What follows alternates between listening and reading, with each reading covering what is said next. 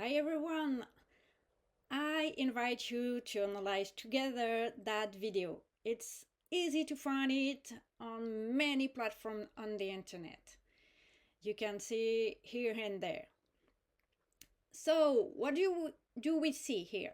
Do we see a ill-raised dog? Actually, what I would call a dog that is raised is a dog that is really confident, that is able to fit in the society he lives in. So whether he begs when you're eating at your table doesn't depend on the dog itself, but on how you consider it an issue or not. If you don't consider it an issue in your house, that's not an issue. If you consider it an issue, it is.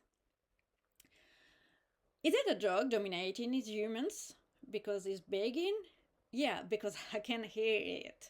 I can see it. Don't let your dog beg at the table or he's gonna be the boss. Don't eat your dog off of your food or it's gonna be the boss. Don't, well, I invite you to check on Thinkific or on my website, canonvoice.com, to attend my course about dominance in the family dog.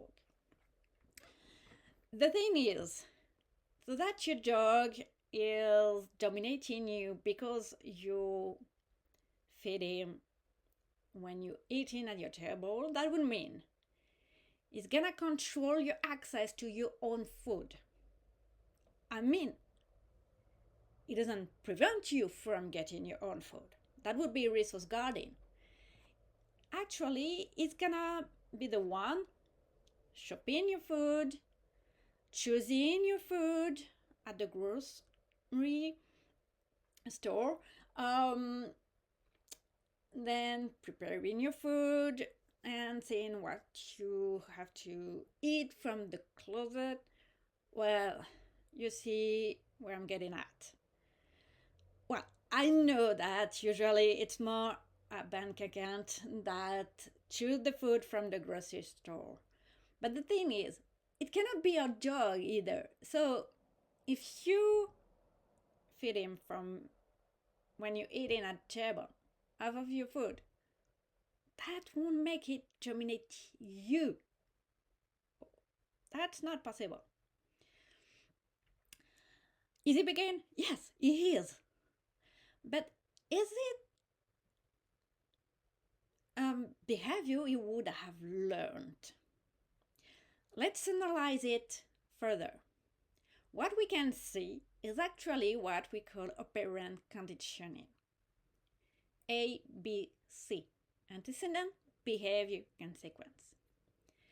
As an antecedent, first we have the humans eating. The dog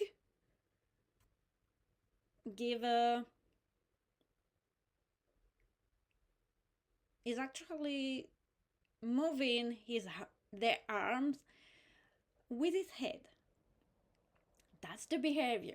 As a consequence, they hand over the food. And that consequence becomes another antecedent for another behavior. Yes, because sometimes consequence can become antecedent as well. And that behavior is the dog barking. If we don't hear him, we can see that he is barking. And as a consequence to that, the dog gets the food. So I don't know his motivations. I don't know the human's motivation. I don't know anything about the dog's story around it. What I do know is that in that video, we can see a learned behavior, a conditioned behavior.